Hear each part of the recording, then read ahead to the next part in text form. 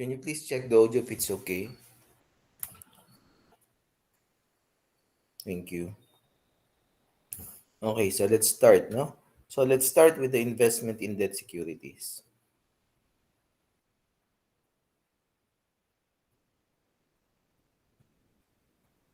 Okay, so this is the investment in debt securities. In some books, these are commonly called as investment in bonds. Okay, please have your full attention with this topic kasi kung mahihirapan tayo dito, mahihirapan din tayo sa bonds payable. Okay, so let's recap. Nasaan tayo? Nandito tayo sa investment at amortized cost. Ang sabi nating last time, under PFRS 9, all investment in debt security should be properly classified. And the proper classification should be based on the business model. If the business model is to collect contractual cash flows or to collect principal and interest until the maturity of the investment, that should be properly classified as investment at amortized cost. The business model here is to collect contractual cash flows without a plan to sell the investment. And that is the initial business plan of the entity. To collect contractual cash flows or to collect principal and interest on the outstanding principal balance. Walang investment at amortized cost sa equity securities. Why? Kasi class, wala naman tong interest. Again, to collect contractual cash flows, to collect principal and interest on the outstanding principal balance. And interest is only associated with debt securities. Kaya purely ang investment at amortized cost nasa debt securities lang. Okay. So let's now dive to the main topic. Ang investment in bonds, ang ebidensya na meron kang investment ay isang bond indenture. Parang sa certificate of deposit. If you have a certificate of deposit, that is an evidence of time deposit. Sa investment in bonds, ang ebidensya niyan ay bond indenture. Ano ang makikita mo sa bond indenture? Makikita mo yung face amount ng bonds. Yung face amount ng bonds, yan yung pangako sa'yo na matatanggap mo at the maturity of the investment. Okay? And the initial measurement of the investment in bonds, investment at amortized cost, that should be at present value and subsequently measured at amortized cost. Okay. So, hindi tayo magko-compute dito ng present value factor. Kung magkano mo nakuha ang bonds, yan ang present value niyan. Let's have scenario number 1. The face amount of the bonds is 100. Okay, pangako sa iyo at maturity, you will be receiving 100 pesos. Nakuha mo lang ng 90 pesos.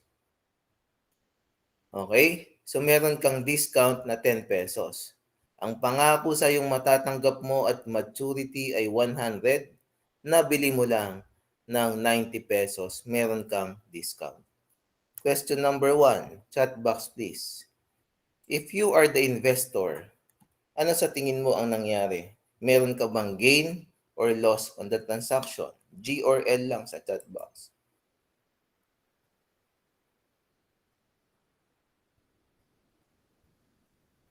Okay.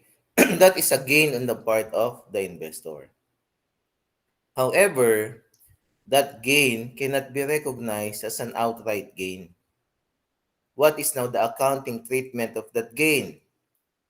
That should be amortized as an addition to interest income over the term of the bonds using the effective interest method of amortization. Okay? Let's now go to scenario 2. The face amount of the bonds is 100, pangako sa iyo at maturity, you will be receiving 100 pesos. However, nakuha mo siya. The present value is 115. So there is a 15 difference and that 15 is what you call the premium on the bonds. Okay. That premium is a loss on the part of the investor but cannot be recognized as an outright loss. That should be amortized as a deduction to your interest income over the term of the bonds using the effective interest method of amortization. That premium is a loss of the investor but cannot be recognized as an outright loss but should be amortized as a reduction to your interest income over the term of the bonds using the effective interest method of amortization. Scenario 3. Tanong, paano kung ang face amount ng bonds ay 100 at makukuha mo din sa halagang 100 pesos? Ibig sabihin, walang discount or premium. Okay? Ang pangako sa'yo, 100 piso, nakuha mo rin sa halagang 100 piso, walang discount or premium. Ang tanong, if you are the investor, will you invest in this kind of bonds? Yes or no? Y or N? Chat box please.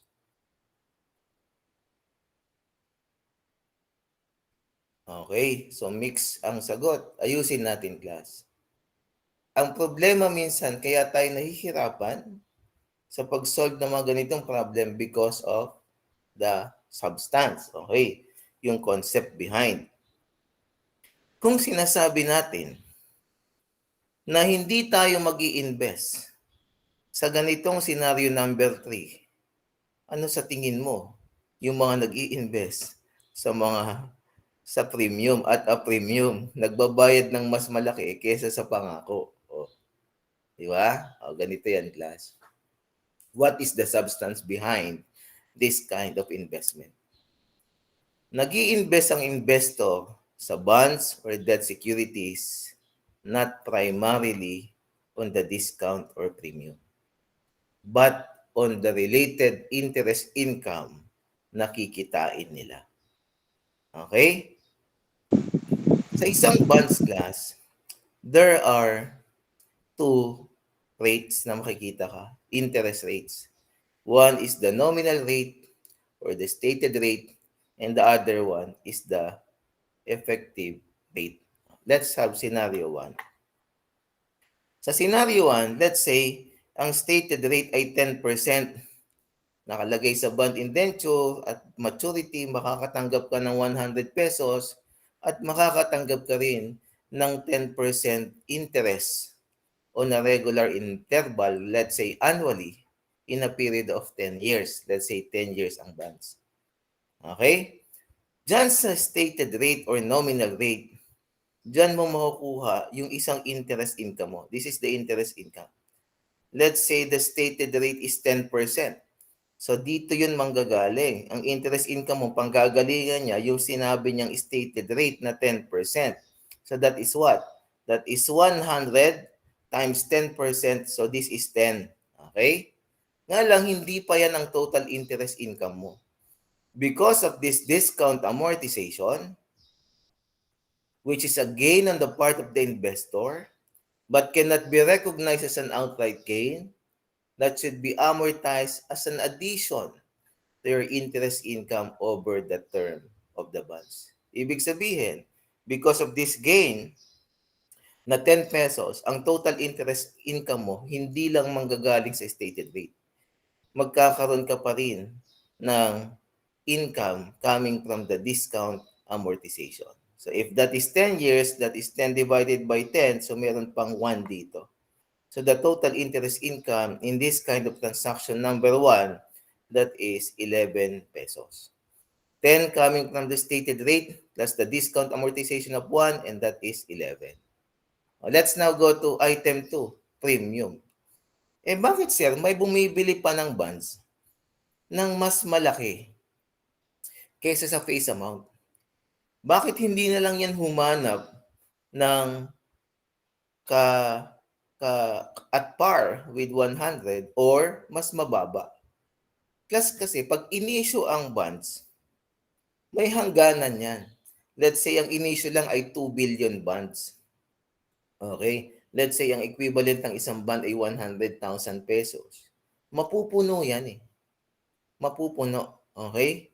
So, kahit na gusto mo pang mag-invest, sarado na eh. Siguro, gawa tayo ng analogy. Halimbawa, concert. Ayan, concert. Ano ba yung latest? O Bruno Mars. O, Bruno Mars concert, Philippine Arena. May maximum capacity ang Philippine Arena. Ibig sabihin, the number of tickets to be printed should correspond to the maximum capacity of the Philippine Arena. Let's say sold out na ang ticket. Okay? Let's say ang halaga ng isang ticket, sabihin natin 20,000 pesos. Sold out na. Ibig sabihin, kung gusto mong manood, hindi ka na makakabili. Paano ka ngayon makakapanood doon sa concert ni Bruno Mars? Humanap ka ng nakabili ng ticket. Pero I doubt na ibebenta sa iyo yun sa halagang 20,000 pesos din. Lalagyan nyo ng premium. Okay? So gagawin niya, for example, 25,000 na. Lalagyan na ng premium yung ticket na yon. Ganon din sa investment in bonds. Puno na yung 2 billion na sinabi ko kanina, gusto mong mag-invest, humanap ka na nakabili. Pero I doubt na ibebenta sa iyo yan sa halagang 100 pesos din. Lalagyan nila yan ng premium para win-win situation. Bakit naging win-win situation? One, outright, yung nagbenta, meron siyang marirecognize na 15 kaagad. Pero bakit mo nga bibilihin, sir? Eh, di ba patalo tayo dyan? Di ba, sir, may loss ka dyan? Ganito, class. Hindi ka nag-i-invest solely for premium or discount. Tingnan mo. Let's say, the term of the bonds is 10 years. Okay. And the stated rate annually is 10%. O, dito tayo. Dito ka tumingin. So, sa stated rate, that is 10% times 100, meron kang 10 dito. Pero you will not enjoy the whole 10 pesos interest income. Kasi nabili mo at a premium, which is a loss on the part of the investor, that should be amortized as a reduction to interest income over the term of the bonds. So yung 15 na yan, okay, over the term of the bonds, let's say 10 years, divided by 10 years, 1.5. So you will not be enjoying the whole 10 pesos as your total interest income. Mababawasan niya ng 1.5. So your total interest income is 8.5. Okay? Ibig sabihin, class, kahit na binili mo at a premium, at the end of the day, panalo ka pa din. Why? Because you are enjoying a total interest income on a regular basis annually at 8.5. That is why pwede kang mag-invest at a premium. Okay? Because your main intention as an investor in debt securities is to generate interest income. Let's go back to scenario 3. Kung ang face amount ng bonds ay 100 pesos at nabili mo lang ng 100 pesos, walang discount or premium, the same question as I asked earlier. As an investor, will you invest in this scenario number 3? Yes or no? The answer now would be a solid yes. Why? You are not investing because of discount or premium. If you want to account the total interest income, let's say the stated rate is 10%, okay? So that is 100 times 10%. So that is 10. And that 10 will no longer be adjusted because there is no such thing as discount or premium. That 10 pesos will now be your total interest income. Okay? There are two kinds of rates given in a certain bond problem. One is the stated rate or the nominal rate, and the other one is the effective rate. The effective rate class, that is the true and actual interest income that the bond holder earns. Siguro mas maganda itong ipaliwanag kapag may problem na. The effective rate is also called market rate or yield rate. The stated rate is also called your nominal rate. Okay? So let's have now your first problem. Okay? Please get your handout. Okay. So let me share ilipat natin sa Excel para may working paper tayo. Maganda rin yan pag niloload ko sa Canvas natin o sa classroom, no? Para pag nag-aral ka, masabayan mo yung working paper natin. Yan. So, let's go to problem 1. Yan. Paki-ready ng Calcu. Ipapaliwanag natin sa long method of computation, pero siguro after problem number 2, Calcu na lang ang gagamitin natin. Okay. The requirement for number 1 is just to compute for the carrying amount, December 31, 20, X2. Which is somehow madali lang siya.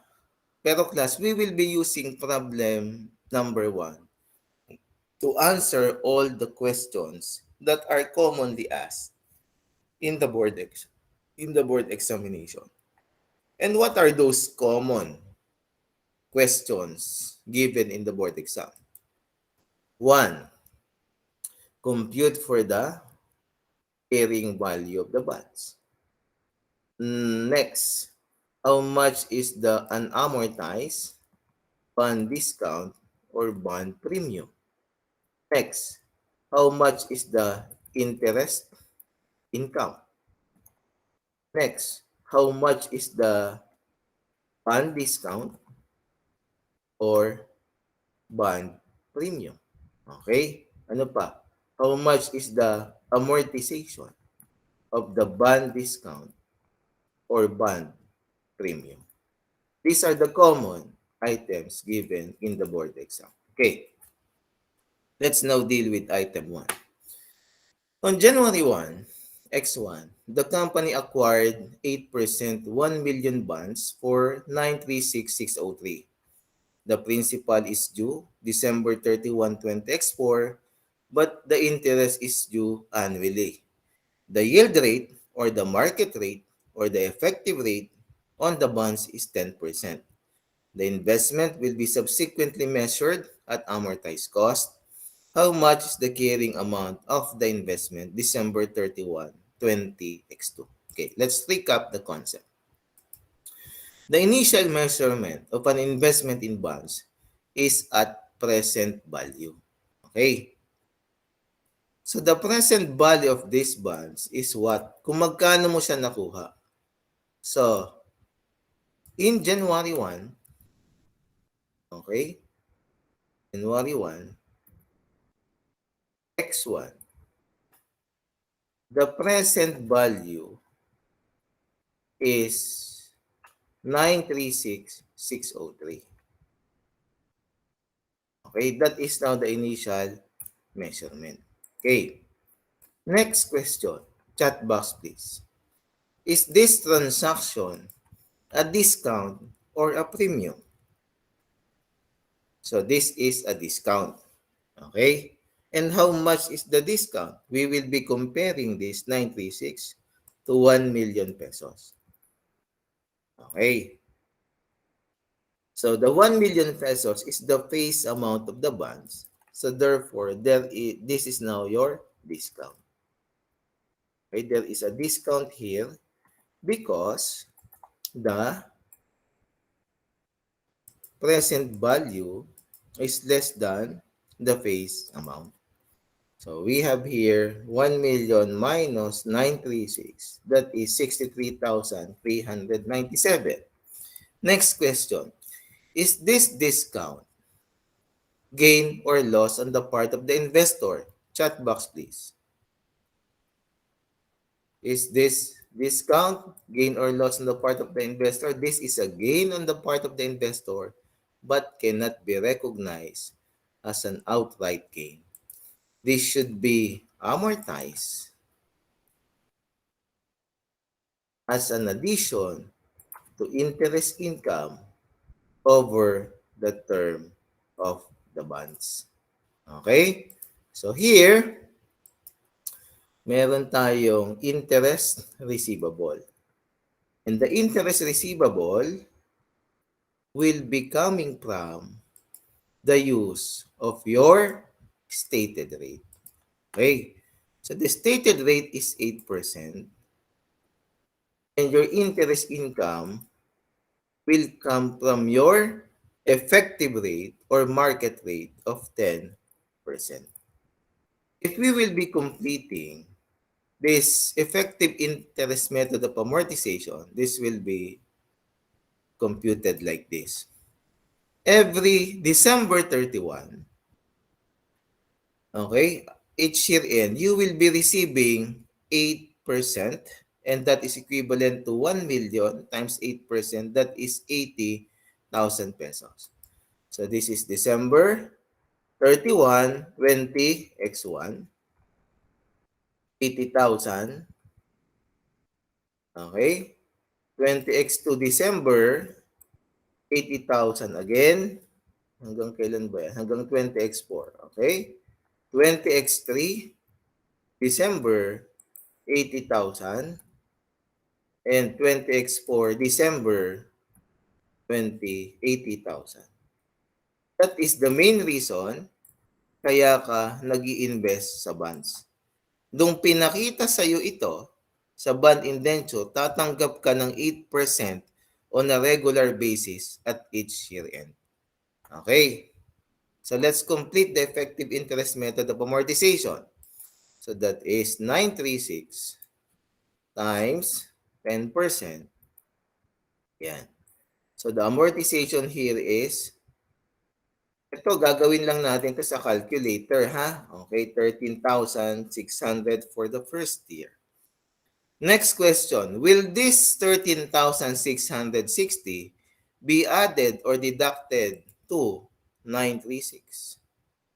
That should be added. Why? Because ang pangako sa'yo, class, at maturity, you will be receiving the face amount of 1 million.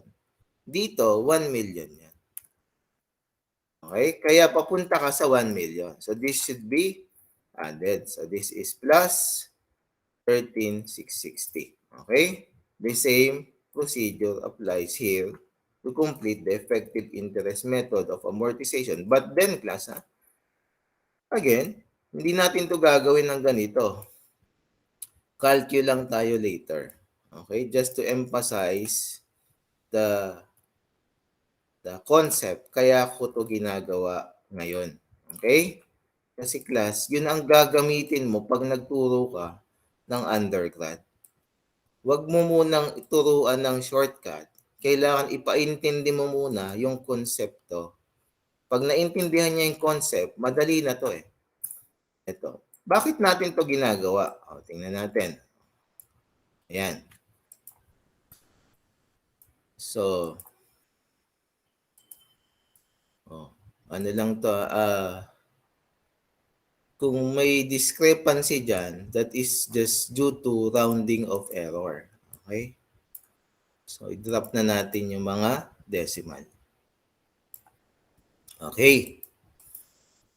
So, this 63,397 is a gain on the part of the investor but cannot be recognized as an outright gain that should be amortized as an addition to interest income over the term of the bonds. Ito yun. This is now the amortization of your discount. Kaya pag tinotal mo to, that is 63,397. Now, paliwanag natin yung concept behind this effective interest method of amortization. Tingnan natin. Nag-i-invest ka because of interest. And the total interest income will come from your stated rate na ang pangako sa iyo ay 80,000 pesos. Let's take Year number 1. Ito yon. Pero hindi yan ang total interest income mo because the resulting transaction is a discount which is a gain on the part of the investor. Kaya magkakaroon ka ng discount amortization. And the discount amortization is 13,660 for the first year. So the total interest income that you will be enjoying is what? That is 93,660. And that is, ito, yan yon. Ito yon.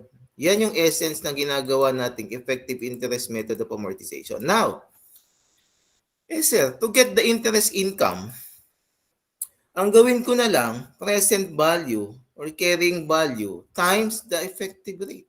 Makukuha ko na yung total interest income. The answer is yes. Tama ka. Kaya nga ang definition ng effective rate, that is the true and actual interest income that the bondholder earns. Ang problema lang, kapag tinuruan ka na ng ganon ang pag-compute ng interest income, hindi mo na-appreciate kung bakit ganito ang effective interest method of amortization. Na ang totoong dahilan, nagsimula ka dito at madadagdagan niya ng discount amortization. Nakuha. Pag nagturo ka ng undergrad, ipaliwanag mo yung konseptong to. Okay? Next. Ito, ang sagot dito, 20x2, ito na yon 965, 290. Pero nga hindi tayo titigil dyan eh. Okay? So here, ano ang pwedeng itanong? 1, the discount or premium. The present value and the succeeding carrying values, pwedeng itanong. Next, how much is the interest income, pwedeng itanong.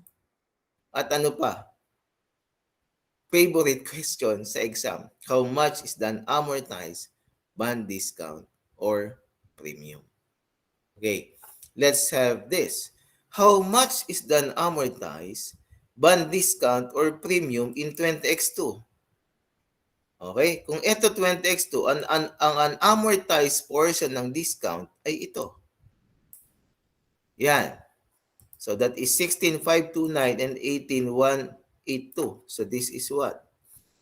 16,529 plus 18,182. That is 34,711. That is the unamortized bond discount. Pero class, sabi ko nga, hindi naman natin ito gagawin eh. Ang gagawin mo, yung ginagawa nating memory plus memory recall, ito yung nakikita mo lang, yung carrying value mo. Okay, ito yon. So, to get the amortized bond discount or premium, just compare the carrying value of the bonds to the outstanding face amount of the bonds. So, if this is 1 million, i-compare mo lang sila. That is 1 million minus the carrying value. You will be getting the unamortized bond discount or premium. The difference is just due to rounding off error. Pero yun. Okay? So, sa exam, wala ka naman ito. Yan. Di ba, hindi ko na nga pinagawa yan yung nasa ano pa tayo, receivable. Wala ka yan. Ito lang ang meron ka. Di ba? Meaning, to compute for this, using your own calcu, pantindahang calcu, di ba ganito lang yon? Just key in 936,603. O, sabayan na. Isang beses lang. Calcu, 936,603, memory plus, times the effective rate of 10%, minus 80,000, pre-computed interest receivable. Okay? Memory plus equals memory plus memory recall. Nako-compute mo. Ito, ulitin natin. 936,603 memory plus times 10% minus 80,000 equals memory plus memory recall. Nako-compute mo si 950,263. Proceed. Times 10% minus 80,000 equals memory plus memory recall. Nako-compute mo si 965 and so on and so forth. Ginawa na natin yan dati. Meaning, ang nasa papel mo lang, ito lang. Okay? To compute for the interest income, let's say 20x2, galing ka dito. Sa 20x1, makompute mo yung the whole year ng 20x2 times the effective rate ka na lang to get the interest income. That's one. Next, to compute for the unamortized bond discount or premium, just compare this with the outstanding face amount to compute for the unamortized bond discount. Okay. Next, how much is the carrying values? Ito na yung mga carrying values. Next, magkano ang discount amortization? The difference between the two carrying values are what? The discount amortization. Okay, so the difference between 965 and 950 is your discount amortization, which is 15. Okay, so meaning hindi ka dyan tatagal. Okay, so that is problem 1. But the requirement for item 1 just to compute for the 20x2 carrying value, there you go, that is 965,290. Let's now have item 2. In item 2, this is a premium. Okay, on January 1, X1, Air Company acquired 14% 1 million bonds for 1,099,474. The principal is due December 31, 20x3, but interest is due annually starting 20x1 December. The effective rate, market rate, yield rate is 10%. The bonds are classified as investment at amortized cost. How much the carrying amount of the investment? Okay, so kunin ulit natin to. And ipaliwanag ulit natin. Mabilis na nga lang. Hindi na katulad kanina na sobrang kasi pinapaintindi natin kanina yung concept. Okay, so this is what? This is now a premium. Okay? So the face amount of the bonds is 1 million. But the present value is 1,099,474. So this should be 1,099,474.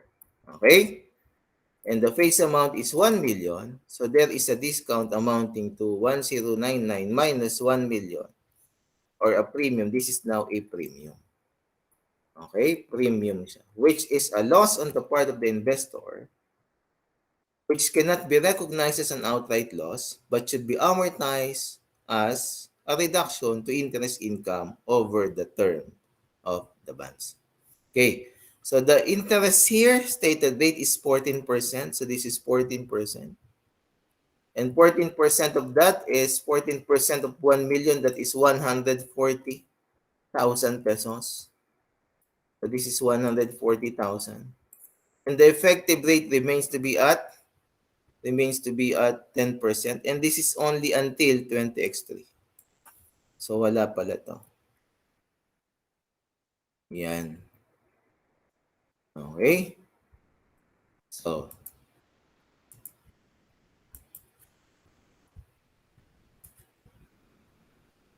yan. Para mapakita lang. Okay. So kumpletuhin ko lang, class, ha. Okay. Yan. So, ito na siya. So,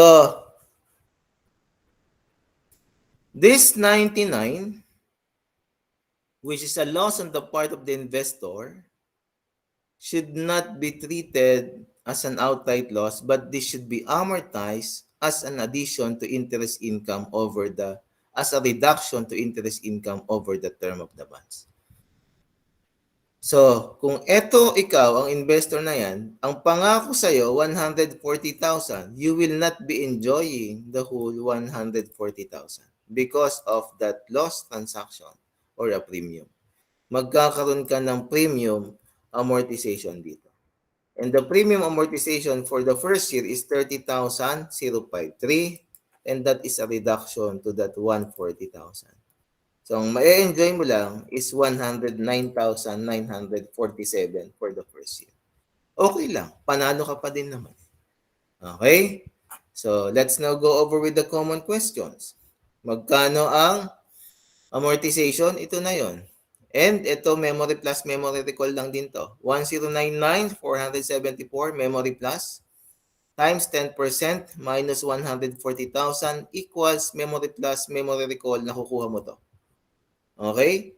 Proceed times 10% minus 140,000 equals memory plus memory recall. Nako-compute mo to. Ibig sabihin, itong part na to, wala yan sa papel mo. Ito lang. Okay? Then, ano pa yung mga tanong? Carrying values, ito na yon. Then, ano pa yung mga tanong? An amortized bond discount or premium. Just compare this with what? With the outstanding face amount. Let's say, how much is the unamortized bond premium 20x2? Just compare this 1036 to that outstanding face of 1 million. Kuha mo na yan. Okay? So that is 36,364 non-amortized bond premium as of December 31, 20x2. Okay? So that is your item 2 and the official answer for the requirement carrying value 20x2, that is 1036. Let's now move to problem 3. Refer to number 2, assuming that half of the investment was sold on January 1, 20x2 for 480,000. Okay? The transaction cost incurred on the sale amounted to 15,000. How much is the gain on the sale? Okay. So the sales price here is 480,000 pesos. Okay? Then sabi niya, kalahati lang daw was sold on January 1, 20x1. So when is January 1, 20x2 pala? January 1, 20x2 is a day after December 31, 20x1. So dito ka manggagaling. Okay? So meaning this is 1,099,421, the existing carrying amount of the bonds prior to the selling of the bonds, times 50%. Okay? So this is now the carrying value related to the 50% of the bond sold. So therefore, there is what? A loss on the part of the seller. Okay? The loss is this. Yan. However, is this the total loss? This is not yet the total loss.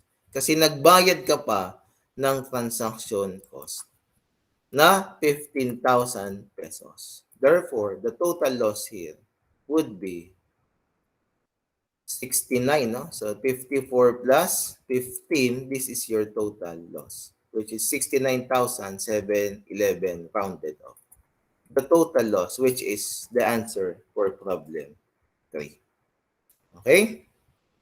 Next, let's now move to problem 4, 5, and 6. Okay. Eto class, ang konsepto nito, this is now the in-between interest payment dates. Tingnan mo class. The date of the bonds is January 1, 20x1, but the transaction happened April 30. Okay, paliwanag natin to. Halimbawa, ikaw si A, nag-invest ka sa bonds ng January 1, 20x1. Okay? Then, ang sabi sa'yo, kaya ka nag-invest, tatanggap ka raw ng 10% on an annual basis. And the payout is, let's say, every December 31. So, December 31, these are now your interest payment dates, and every December 31 thereafter. And the business model mo during the acquisition of that investment is to collect contractual cash flows until the maturity of the investment. So this should be properly classified as investment in amortized cost at amortized cost. Okay, pero hindi ibig sabihin, class, na hindi mo na pwedeng ibenta yung bonds na yan. Yung basis na business model, that is the basis for the classification on the acquisition of the investment. But it does not necessarily mean na wala ka ng karapatang ibenta yan, lalo na kapag wala ka ng pera. Let's say, pagdating ng April 30, 20x1, wala ka ng pera. Okay? Sabihin, may problema ka sa liquidity. Hindi mo naman pwedeng maibili ng bigas yung investment in bonds mo. Kailangan mong ibenta yan. Okay? Let's say, binenta mo yan kay Mr. B. Yan. So, tatanungin ka na dito ng purchase price or sales price. O, dito tayo. On the part of B, siya yung bumili. Okay? Ano yung purchase price niya? Ang purchase price class, that is the combination of the investment, okay? Sales price related to the investment plus the accrued interest. Bakit? Ganito kasi yan. Kung ikaw si A, binenta mo kay B, ang sasabihin mo kay B, bayaran mo yung bonds. Ito yung sales price ko related sa investment. Pero bayaran mo rin yung interest na dapat na para sa akin, which is equivalent to 4 months. 4 months. Ang tanong ni B, bakit ko babayaran yung interest na 4 months? Sasagot ka, ikaw si A. Kasi B, pagdating kasi ng 12/31/20X1, since ikaw ang may hawak ng bonds, babayaran ka kasi doon ng interest income na equivalent to 12 months. Mag-credit ka, mag-earn ka ng interest income equivalent to 12 months. B, tingnan mo naman. Sa buong 12 buwan, ako ang naghirap ng 4 na buwan. Ikaw, maghihirap ka lang na hawakan ng bonds magmula ngayon hanggang December 31, which is actually 8 months lang, B. Okay? So meaning, pagdating dito, sa transaction na to, ang gagawin dyan ni B, magde-debit siya dyan ng interest income equivalent to 4 months. 4 months. Siyempre si A, magre-recognize ng interest income na 4 months. That is inclusive of that purchase price. Okay. So, tingnan mo B, mag-debit ka dyan ng 4 months, mag-credit ka ng 12 months, gaano ba lang ba kaya hinawakan ng bonds? Di ba, 8 buwan lang. So, that is 12 minus 4, 8 months. Okay, meaning, that purchase price, if that is made in between the interest payment dates, okay, that should include the accrued interest. Okay? So, yun ang konsepto dito. However, class, hindi sa lahat ng pagkakataon, ibibigay sa yung information na ganito, di ba? Excluding interest and including interest. But let's take it one by one. So, let's now go to problem 4. Ang sabi ni problem 4, on April 30, 20X1, Air Company acquired 10% 100,000 bonds dated January 1, 20X1 at 102. At 102, in a bond problem, that is 102%. Okay. If the purchase price excludes interest, excludes mean binayaran ng interest in a separate transaction. Okay, let's take here. So, the purchase price is 102%. So, the sales price on the part of the seller and purchase price on the part of the buyer is 102,000. That is just 100,000 times 1.02 or 102%. So, that is 102,000 here. Okay. So, ang sabi, this 102,000 already excludes the interest. And the interest that is referring to the accrued interest that run from January 1 to April 30, and that is 4 months. Magkano ba yun? So that is 100,000 times 10% times 4 over 12. Yan yung interest na pinag-uusapan. Okay, 3,333. So, if we will answer problem 4, how much is the initial carrying amount of the investment wherein the purchase price already excludes the interest, the answer would be 102,000. Okay? How about number 5? Refer to number 4. If purchase, may nawalang word, purchase price includes interest, how much is the initial carrying amount of the investment? Diba, ito yung purchase price mo. Ang sinasabi ng problem 5, the purchase price includes interest, nandyan pa yung corresponding accrued interest na equivalent to 3,333. Eh, di ba ito nahahati sa investment at corresponding accrued interest. Ang accrued interest niyan ay 3,333. So the amount of the investment, initial carrying amount would be 102,000 minus 333. 3,333. So the answer in problem 5 is 98,667 rounded off. Question. This 4 and 5 explicitly stated the inclusion or exclusion of the accrued interest, which is not common in the board exam. Ano ba ang common? Wala silang nilalagay na inclusion or exclusion of interest, meaning the problem is silent. Ilalagay lang nila, this is the purchase price. Oh, my question now is this. If the problem is silent as to the inclusion or exclusion of accrued interest, what is now the assumption? Would the interest be included in that purchase price or excluded in that purchase price? Chat box, please. Just type I or E. Okay. So let's now go to the business logic. Business logic tayo. Ito. Kung ikaw si A, binenta mo kay B ng 430 ng bonds ay January 1 at binayaran ka ni B, let's say 120,000 ang binayad sa'yo. Umuwi ka sa bahay, binilang mo 120,000. Ang tanong, pinabayaran mo kaya yung accrued interest income na para sa'yo? Yes or no? The answer is yes. That is the business logic, di ba? That is the basis of what if the problem is silent. Pag binenta mo yun kay B at binayaran ka ni B, ibig sabihin tas pinabayaran mo yung accrued interest na para sa'yo.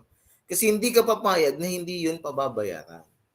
Okay? So that is now the assumption. If the problem is silent, the purchase price includes the accrued interest. Board exam problem, item 6. Ang tinatanong niya, how much is the gain or loss on the sale? But we will be computing this using our shortcut formulas na lang sa CalQ. We will not be dealing with effective interest method of amortization. Okay, kasi tatagal nga. Ito na. So, ang tanong niya ay gain or loss. So, hanapin natin kung kailan nagbenta. Basa ng problem. Noong January 1, 20X1, Air Company acquired 12% 1 million bonds for 1049737. The principal is due on January 1 X4, but the interest is due annually starting December 31 X1. The bonds are classified as investment measured at amortized cost. The yield rate or the market rate on the bonds is 10%. On September 30, the entire bonds, 20X2, the entire bonds were sold at 110. Commission paid to broker amounted to 10,000. Magkano ang gain on the sale? Okay. So the purchase price is also called the sales price. Siyempre, ang sales price that is on the point of view of the seller. Purchase price on the point of view of the buyer. Ito.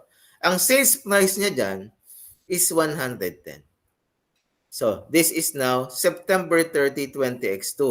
Okay, the sales price here is 1 million bonds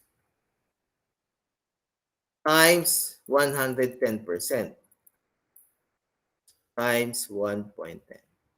This is now the sales price. Okay. And you're asked to compute how much the gain or the loss on the sale. Tingnan mo, class. This 110, okay, is silent about the inclusion or exclusion of accrued interest. Question. As far as 20X2, September 30 is concerned, kailan huling nagkaroon ng bayaran ng interest? Can you please give me a date? Chat box, please. When was the last time interest payment was made? It says here that the interest is due annually starting December 31, 20X1. And I'm referring to September 30, 20X2. My question is, when was the last interest payment made? So this was made, that is 20x1, December 31. Meaning, from January 1 to September 30, walang binayarang interest. The next interest payment date would be December 31, 20x2. So there would be a accrued interest equivalent to 9 months. Okay? However, the problem is silent as far as the inclusion or exclusion of that 90,000 accrued interest to this sales price or purchase price of 110. My question now, if this problem is silent about that inclusion or exclusion or inclusion of interest, is this 1.1 million pesos includes the 90,000 accrued interest? Yes or no? The answer is yes. Therefore, the sales price related to the bonds is only how much? Ito lang yun. 1.1 minus 90,000. This will now be the basis in computing for your gain or loss on the transaction. Tanggal dapat yun. Hindi pwedeng ito ang maging basis mo sa pag-compute ng gain or loss. Kasi anuman at anuman ang mangyayari, pababayaran mo yung 90,000 na dapat na para sa iyo. So the gain or loss on transaction should exclude that 90,000, meaning this is just the amount related to the selling price of the investment itself or the bonds itself. So this 1.10 million will now be compared to the carrying value of the bonds as of September 30, 20x2 to get the gain or loss. So our objective now is to compute this carrying value, but we will just be using our calcu. Okay, let's now compute. Please encode 1049737. 1049737 memory plus. Okay, 1049737 memory plus times the effective rate of 10%. So times 0.10 minus the interest receivable of 120,000. So minus 120,000 equals memory plus memory recall. Okay? Ulitin natin. 1049737 memory plus times 10% minus 120,000 equals memory plus memory recall. Ano ang lumalabas sa calcu mo? O, type mo sa chat box. Magkano ang lumalabas sa calcu mo? So, yung sa December muna. Yan. So, that is 1,034,711. That is the carrying value of the bonds December 31, 20x1. Okay. So, ang kailangan natin hindi naman December 31. Ang kailangan natin ay September 30. So, itutuloy natin to. Tuloy natin. Times the effective rate of 10%. Ito yon. However, class, this 10% is an annual rate. Ang kinocompute mo lang ay hanggang September 30 lang. Oh. So, after multiplying that by 10%, i-multiply mo pa yan ng times 9/12. Okay? Pag inequals mo yan, ang dapat nasa calcu mo, 77,603 something. Minus the interest from January to September 30, that is 90,000. So, minus 90,000 equals memory plus memory recall. Magkano dapat ang nasa calcu mo ngayon? So, magkano dapat? So, that should be 1 million. Yan. So, that is 1,022,314. So, coming from the carrying value kanina, hanapin ko na lang sa chat box, no? Yung carrying value kanina na 104,711 ng December times 10%, no? times 9/12 minus 90,000, that is the interest from January to September 30, okay, equals memory plus memory recall. Ito na yung mako-compute mo. The carrying value on that September 30, 20x2 amounting to 1,022,000. Okay, 1,022,314. Okay? So, yan yon. Then, yan na siya. So, this is now 1,010,000 sales price and the carrying value is 1,022,000. Talo ka ng 12,314. But this is not yet the answer. Why? If the problem asks you to determine the gain or loss on sale, that is referring to the total gains or losses on the sale. Okay? So meaning, itong binayaran mong transaction cost na 10,000, nagbayad ka pa kasi, isasama mo yan to get the total gains or total loss. So meaning, the answer here is 22,314. That is now the total loss on sale. Okay? That is item 6. Let's move to item 7. Okay? In item 7, ang tanong sa'yo, what is the estimated purchase price? Ibang konsepto na to. Bakit siya estimated? Kasi wala namang actual purchase transaction eh. Okay? Kaya ang tanong dyan, estimated purchase price. Unlike here, di ba, meron actual na nangyari. Oh, sales, selling, no? Or purchase of the transaction. Parang dito din. Yan. So dito, wala. After the acquisition, wala naman actual selling, disposal, or purchase, no? Kaya ang tanong sa iyo dyan, what is the estimated purchase price of the bonds? Okay. Concept. Ang estimated purchase price of the bonds, ito lang yon. The estimated purchase price is just the present value of all future cash flows. So, estimated purchase price, this is what? This is the present value of all future cash flows. Yan. So, ang objective mo, class, is to identify first what is the future cash flow. And after identifying that, get the present value of that. So, parang ito. Air companies contemplating on investment on 12% 3-year 1 million bonds. Principal is due at maturity but interest is due annually at each year end.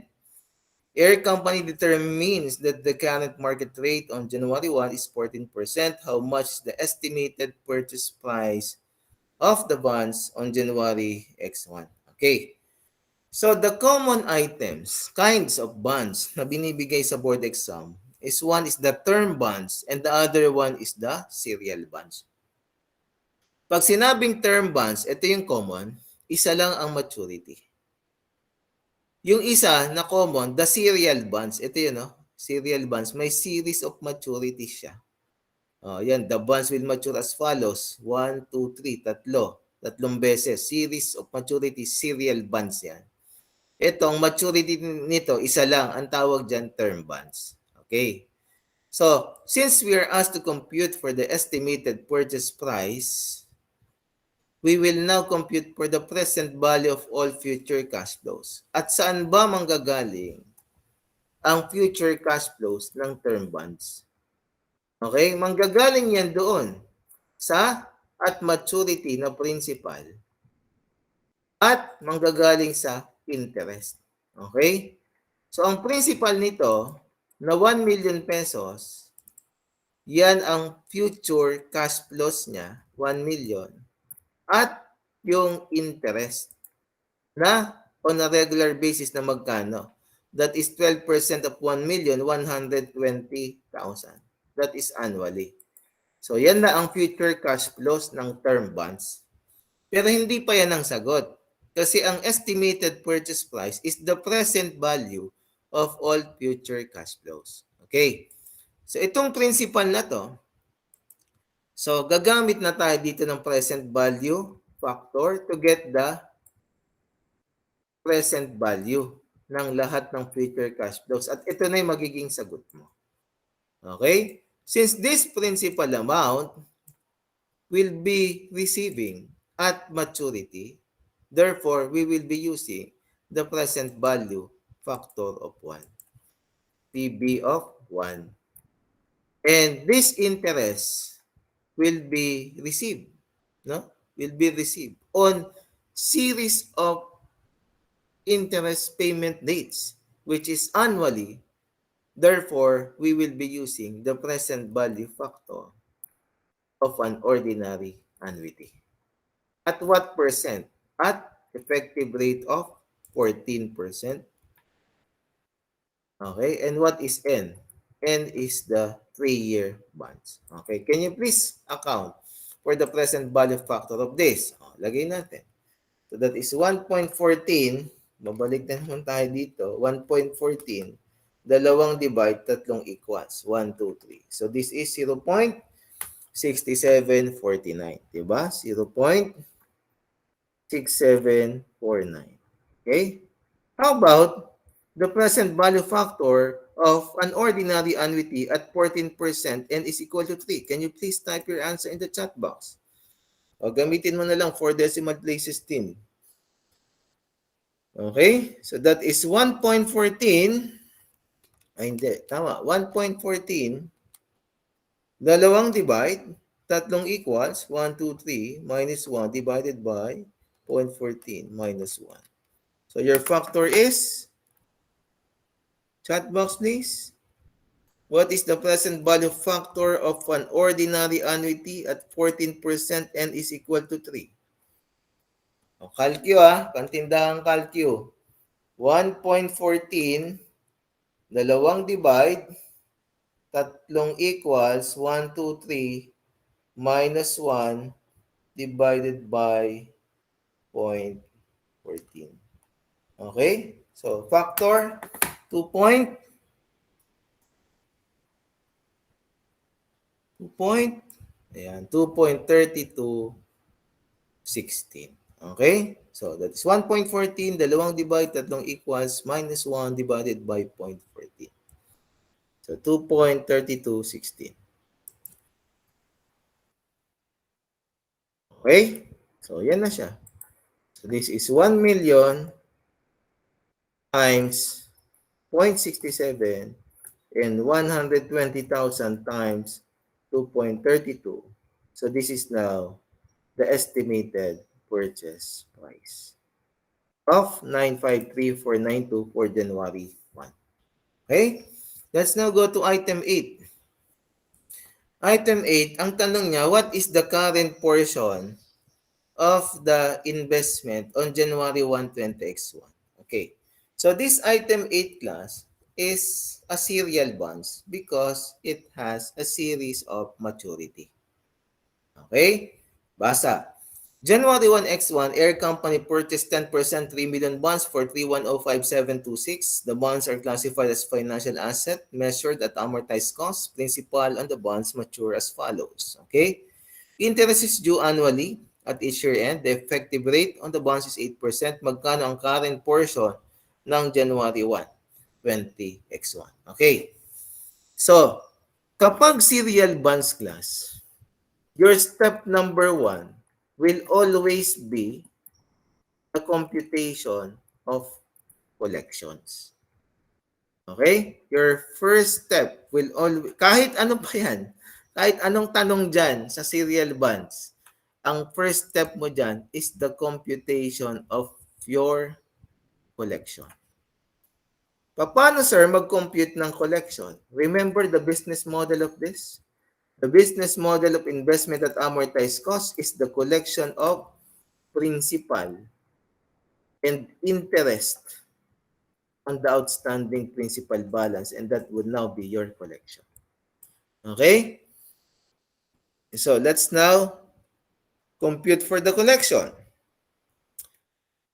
Nang December 31, 20X1, may magmamature na 1 million. Ito yun, 1 million.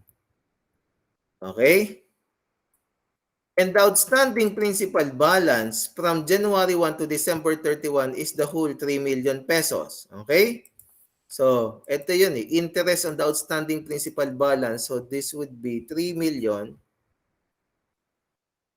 times nominal rate of 10%.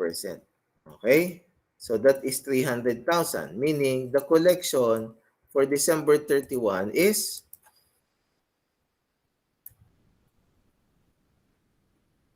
300,000. Okay, so this is 1.3. Yan. Next, 1231, 20x2. May 1 million na naman na nag-mature. Ito yun, 1 million. Then, the outstanding principal balance, lagay ko dito. Dito kasi, ang outstanding principal balance mo, 3 million eh. Yan, that is from January 1 to December 31. Pagdating dito, hindi na. Kasi may nag-mature ka nung December 31 eh. So 3 million minus the 1 million, the outstanding principal balance here is only 2 million. From January 1 to December 31, 20x2, ito na ang mag-generate ng interest na equivalent to how much? 10%, diba? So this is 2 million times 10%. So meaning ang collection mo dito ay 1.2 million pesos. For 20x3, December 31, 20x3, meron na naman magmamature na 1 milyon. Okay? Given in the problem. Okay? Then, the outstanding principal balance is not anymore 2 million. Kasi may nagmature ng December 31, 20x2. 1 milyon na lang. So, 2 million minus 1 million. Ito yon.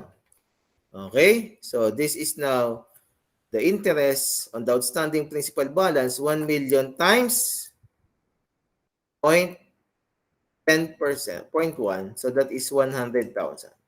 So, your collection now is 1.1 for 20x3. Okay. Ang tinatanong niya sa'yo, what is the current portion ng January 1, 20x1, 3105? O, di ba, meron kang ganito.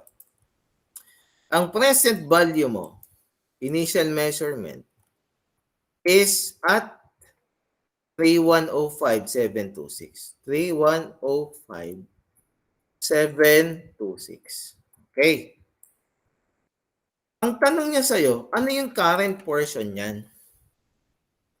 Current portion niyan. Ibig sabihin, kung merong current portion yan, may non-current portion yan. Okay, dagdagan ko ng requirement. Can we compute? Can you compute for the December 31, 20x1 carrying value? O, gawin natin. Calcu.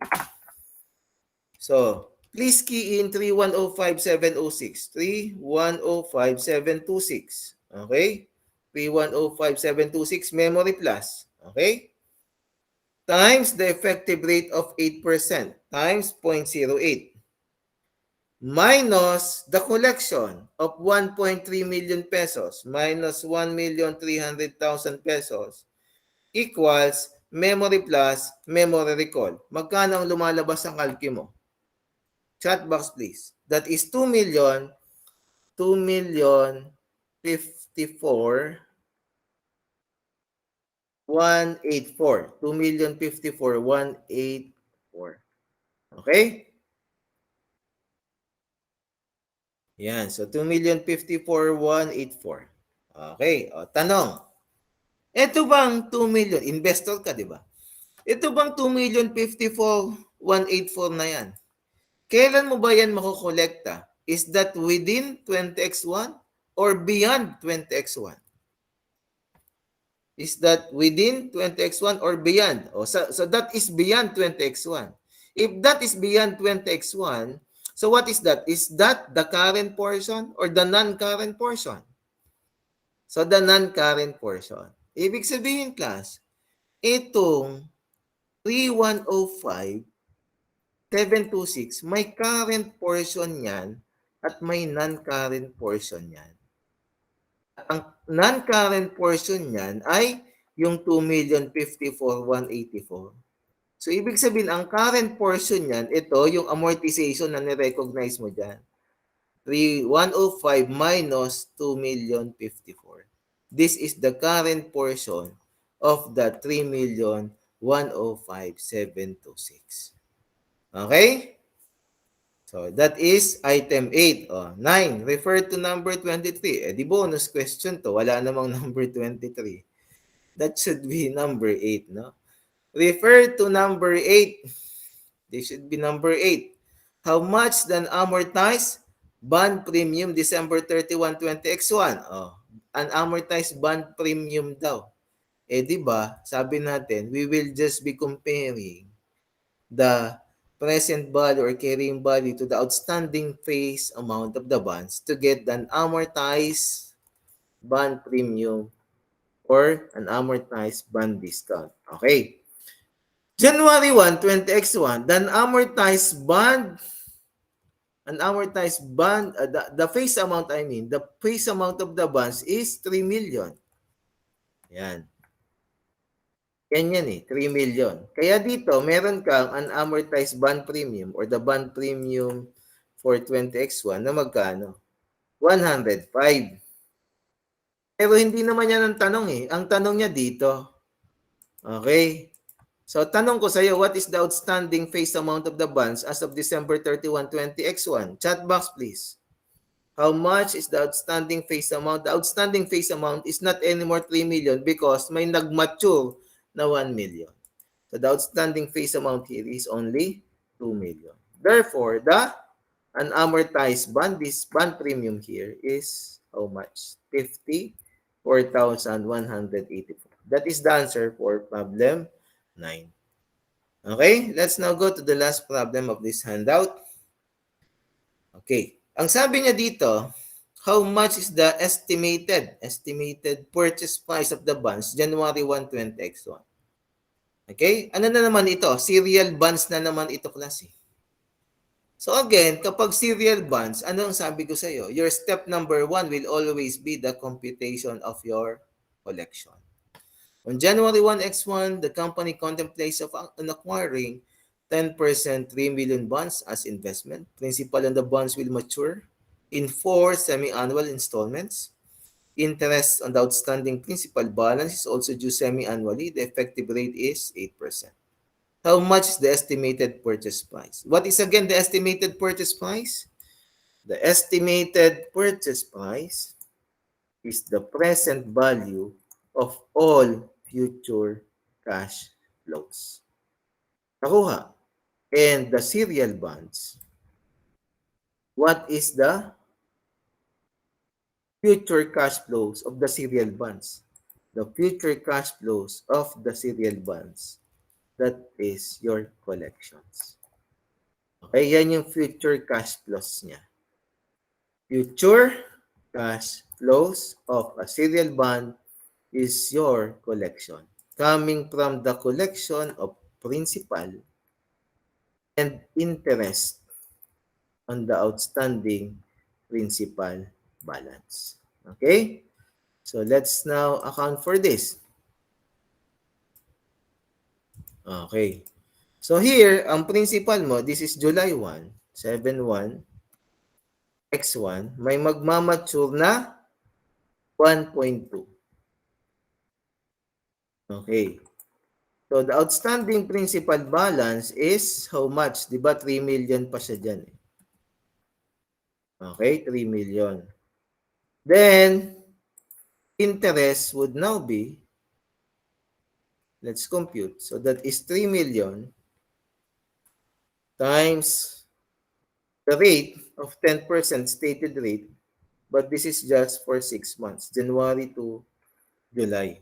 Okay, so times 6 over 12. Okay, so this is now your collections, which is 1,350. And let's move forward. This is December 31, 20X1. Okay, the outstanding principal is not anymore 3 million kasi may nag-mature na 1.2. So this is 1.8 only. And the principal that will mature is 800,000 given in the problem. And let's compute for the corresponding interest. So that is 1.8 million times 10% times 6 over 12 kasi 6 months lang. Yan siya. Then we have July 1, 20x2. So this is July 1, 20x2. May nag-mature na naman na principal amounting to how much? 600,000. And the outstanding principal here is not anymore 1.8 kasi may nag-mature ng December 31 na 800. So this is just 1 million pesos times 10% times 6 over 12. Okay? Times 6 over 12. Okay? Then we have the last one, December 31, 20x2. 20x2. The bond principal that matured in this 20x2 December 31 is 400,000. And the outstanding principal is not anymore 1 million kasi may nag-mature na 600,000. So this is now 400,000 times 10% times 6 over 12 for 6 months. So these are now the corresponding collections. Hindi pa yan ang sagot. Kasi ang estimated purchase price is the present value of all future cash flows. Okay. Despite this is being on an installment basis, we cannot use the present value of an annuity. Kasi nga, present value of an annuity can only be used for uniform cash flows. Since there is a non-uniformity of cash flows, babalik tayo sa present value factor of 1. Okay? So, ibig sabihin, ang gagawin lang natin dyan, kunin natin ito. Present value factor of 1 at what rate? Ingat, kasi this is semi-annual and the annual rate is 8%. So, therefore, this should be at 4%. Okay. So, ang gagawin lang natin dyan ay ganito. 1.04, dalawang divide, unang equals, okay? Ito yon 0.96. Yan yun. Pangalawang equals, ito yon 0.92. Okay? Pangatlong equals, ito yon that is 0.89. Pangatlong equals, pang-apat na equals, that is 0.85. Yan. O. Tapos yon total mo na lang. Yan na yung sagot natin. Okay? Pero kung sa actual exam, after establishing this, ganito yung gawin mo. O, gawin natin para ma-solve na natin tong requirement na to. So, 1.04, dalawang divide, unang equals, that is 0.96. I-multiply mo sa 1,350,000. Okay? Pag in-equals mo yan, i-memory plus mo na. Okay? So, ibig sabihin, yung nasa memory mo, nandyan na yung 1,298 something. Tapos, pindutin mo yung all clear sa calculus mo, yung kulay pula. Balik ka sa simula. 1.04, dalawang divide, dalawang equals, 1, 2. Ang nasa calculus mo, 0.92 times 890,000. Okay? Pag in-equals mo yan, i-memory plus mo ulit. Tapos, pindutin mo na naman yung pula. O yung AC, all clear. Then, balik. 1.04, dalawang divide, tatlong equals. 1, 2, 3. Ang nasa calculus mo na is 0.88. 0.89. Times 650,000 collections equals, memory plus mo na naman. Okay? Then, last one. Pindutin mo yung all clear. 1.04, dalawang divide, apat na equals. 1, 2, 3, 4. Nasa calculus mo 1.04, dalawang divide, 1, 2, 3, 4. 0.85. Okay? Times 420,000. Okay? Equals memory plus, then memory recall ka na. Yan na yung sagot. O magkano lumalabas sa calculus mo? That should be, yes, that is 3,057,797. Okay? Yan ang sagot natin sa item. Okay? So let's now proceed to the next item. And this is your investment in associate.